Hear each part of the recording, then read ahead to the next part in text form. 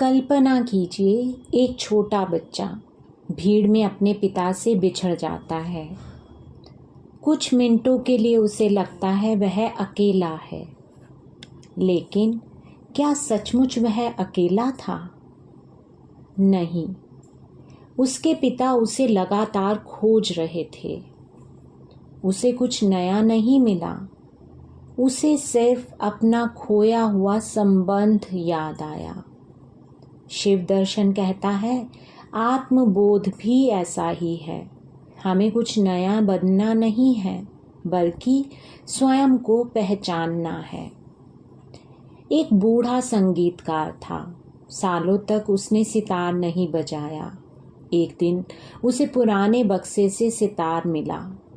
पहले सुर थोड़ा अस्थिर था, दूसरा थोड़ा बेहतर, और कुछ ही देर में संगीत फिर से बहने लगा। क्या उसने नया संगीत सीखा? नहीं, उसे केवल अपनी भूली हुई कला याद आई। शिव परंपरा में मुक्ति का अर्थ कुछ नया प्राप्त करना नहीं है, उसे कहते हैं प्रत्यभिज्ञा, अर्थात स्वयं को फिर से पहचान लेना। सूरज बादलों से ढक सकता है, लेकिन सूरज बुझता नहीं। उसी तरह चेतना कभी समाप्त नहीं होती, केवल हमारा ध्यान उससे हट जाता है। लर्निंग साइकोलॉजी में एक विचार मिलता है, कई बार सीखना पूरी तरह नया बनना नहीं होता, बल्कि पहले से मौजूद क्षमता को फिर से सक्रिय करना होता है।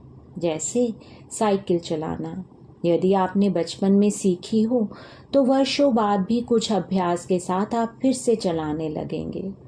शिव दर्शन इससे भी आगे जाकर कहता है कि चेतना को प्राप्त नहीं करना, उसे पहचानना है। जब भी जीवन बहुत उलझा हुआ लगे, अपने आप से पूछिए, मैं अभी क्या महसूस कर रही हूँ? मैं किस बात में उलझा हूँ? और क्या मैं केवल इस विचार को देख सकता हूँ, बिना उसमें खोए? यहीं से पहचान की शुरुआत होती है। आज 1 मिनट तक अपने नाम को मन में दोहराइए, फिर अपने आप से पूछिए, अगर मेरा नाम कुछ और होता तो क्या मैं बदल जाती? फिर सिर्फ मैं हूँ के अनुभव में कुछ क्षण रुकिए। शिव कहते हैं, तुम्हें शिव बनने की ज़रूरत नहीं, तुम्हें सिर्फ यह पहचानना है कि तुम्हारा वास्तविक स्वरूप कभी खोया ही नहीं था।